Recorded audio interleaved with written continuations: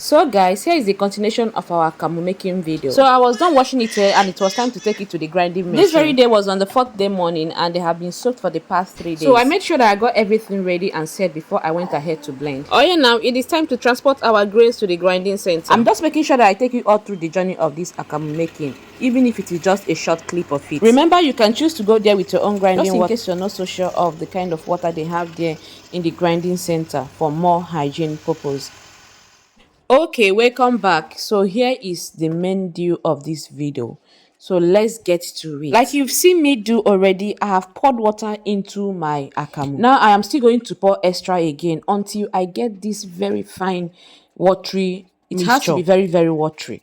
Okay, you can even pour as much as you can or as much as you want, as long as you have a very big bath to contain your Akamu when you start sieving. It shouldn't be in a pasty kinda or in a muddy kinda. It should be very light and watery, very, very watery. So you can pour as much as water as you want. Hence, you have a very big bath to contain it when you start sieving. Now watch me sieve. After this time around, I might not be talking again for you to just watch all through without me talking much. When I say that this is the simplest part of it, believe me, it is the simplest. So like the old pattern and way of sieving pap, this is different. If you still sieve your pap, tying your sieve around your bowl or your bucket, just stop that. Pattern does not only consume your water, it also exhausts your whole energy. With this pattern, under 30 minutes or 40 minutes, you are done and you are up.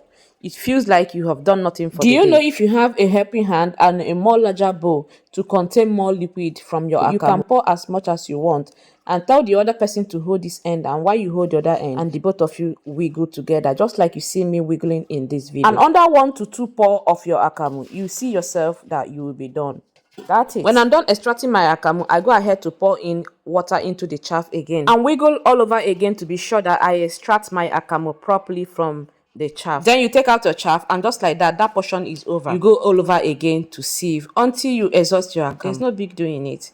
Within 30 to 40 minutes, if you're making this quantity that I made, within 30 to 40 minutes, you'll be done. This is half painter of millet, half painter of guinea corn, and 1 full painter of corn. Take note, when you soak your grains, make sure you're changing water in them morning and night. Do not miss any of those days. When you miss any, you find out that your grains will start smelling at the end of the day. And this is something you don't really want, because this is even the reason why you do not want to buy from the sellers. Why you chose to make yours is to avoid the smelling Akamu and the bad ones. So when you're totally done sieving your Akamu, the next thing to do is to keep it in a particular place where you know it will not be shaked or it will not be disturbed. Allow it to sit there for 7 to 8 hours until your Akamu settles down and your water comes up. And after that, just pour out a little water from it, and the remaining water you'll be having with your Akamu in the bowl, mix them up together to turn to a liquid form again and pour it inside your Akamu and bag. Keep in a big bath or in a place where you know that the water can easily strain out without messing up your house. And that's it. You are good. For me, I like to store mine inside the bath. I break them into pieces again and then use my hand to press it down very well, making sure that I level each one that I place inside the bowl. Then after I am done filling my bowl, I a little water at the top of it, then store in the fridge. I make sure I changes the water, whether I am using it or I am not using it at that particular bowl. I am not using it at that moment. I make sure I change water out of the tub at least once in 2 days, and that's it. If you know you enjoy this particular vlog and this teaching, please give me a thumbs up and follow for more. Subscribe, and thank you for staying this far. See you in my next video. Bye.